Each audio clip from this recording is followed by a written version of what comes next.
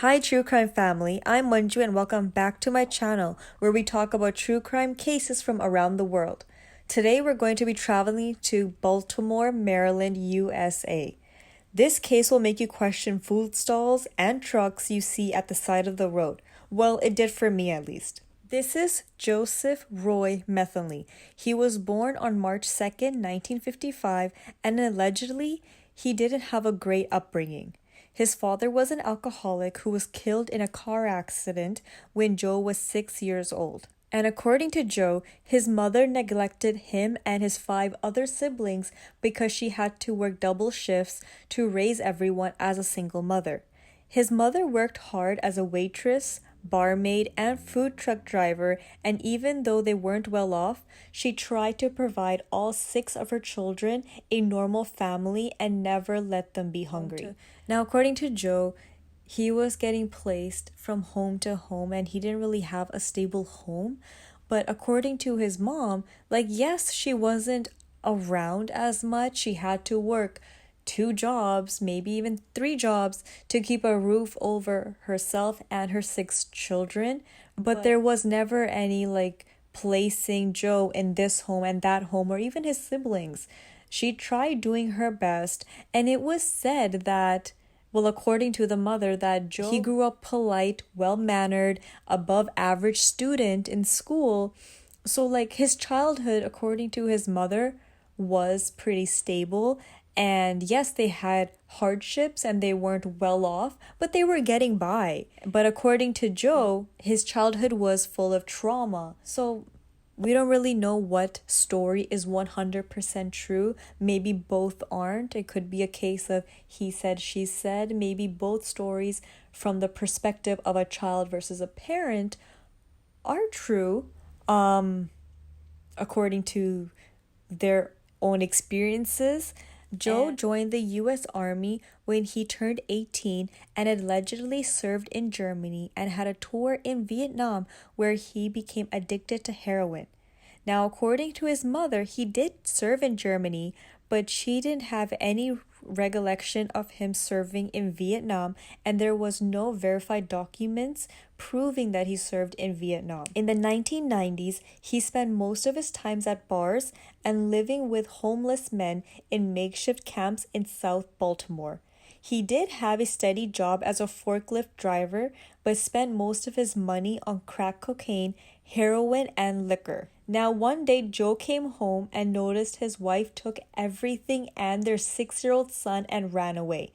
Joe became furious and he knew that she was an addict, so he went looking for her under a bridge where she usually went up to get high. He went there and searched for her, and she was not there. Instead, Joe found two homeless men, Randall and Randy, and killed them with an axe in a fit of rage. Joe wasn't convicted for these two murders because there was a lack of evidence. You would think with the murder weapon they would arrest Joe, but they didn't because at that same time there was a dispute with a rival group of homeless men, and a man named Larry stole the axe and used it to kill Everett Dowell, who was another homeless man. Now, Larry was arrested and pleaded guilty to manslaughter and served a year and 9 months. Joe then gained confidence because he got away with murder and moved on to killing sex workers. He got a taste of it, enjoyed it, and he wanted to continue killing. He first killed Kimberly Lynn Spicer by stabbing her with a knife and then just placing her body in a nearby factory. A month later, he brought Rita Kempner to his trailer to get high. She refused to have sex with him and ran out of the trailer. He chased after her, beat her up, dragged her back into the trailer, and then pulled down her pants in an attempt to rape her. Rita said he had attempted to murder her and said, "I'm going to kill you and bury you in the woods with the other girls." In a slight moment when he turned around, she jumped out of the window and ran as fast as she could. In front of her, however, was an 8-foot chain link fence with barbed wire on top. She looked around, hoping to find an escape, and saw that there was a stack of wooden pallets next to the fence about 10 feet high. She climbed up those pallets and jumped the fence and ran to the main road to a local gas station where she was able to call the police. Now, back in the trailer, Joe asked a friend to help him bury the body of Kimberly, whom he had murdered a month prior. The body was hiding in the factory. Now the friend, he hung up the phone and called up the police, and Joe was arrested and charged with murder the same day. In custody, Joe started confessing to the other murders and led the police to the shallow grave where he had reburied a body that he had killed 2 years prior, and no one knew about it. The body was of 39-year-old Kathy Ann. The body was decapitated and much of the skull was missing, but the police were able to identify Kathy Ann from her dental records. Joe confessed to killing up to 10 people, but there was no evidence. Now, at some points, Joe said that he dumped some bodies in the river, and when the police tried searching for the bodies, they could not find it. He said, okay, I buried them here and there, and again, the police could not find it. Now, according to him, he finally revealed that he would chop up the bodies, keep the meatiest part of those bodies in the freezer, and mix them up with the barbecue pork and serve them in sandwiches to customers from his roadside barbecue stand in Maryland. He would then bury the unusable parts in a truck lot owned by the factory he worked for.